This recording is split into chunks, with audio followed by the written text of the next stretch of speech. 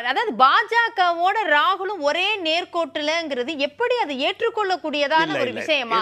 ஒரு மாநிலத்துல பேசணும் வாக்கு வங்கிங்கிறதுக்காக இது ஏற்றுக்க நாங்க முடியுமா? கூட்டணி வைக்கும் பொழுதே அவங்க கேரளால இந்த கூட்டணிக்கு எங்களுக்கும் உங்களுக்கும் பொருந்தாதுன்னு சொன்னாங்க. ஏத்துக்கிட்டு தான் கூட்டணி. சில நிலையங்கள்ல வந்துங்க நம்ம சில இதங்களை மாற்றங்கள் செய்யும் போது அது முரண்பாடு நம்ம எடுத்துக்க கூடாது. ஆனா இது ஓட்டு வருமான்னு கேக்குறேன். இந்த மாதிரியான முரண்பாடுகள் அடுத்தடுத்த மாநிலங்கள்ல அந்த ஓட் ஷேர் வருமா?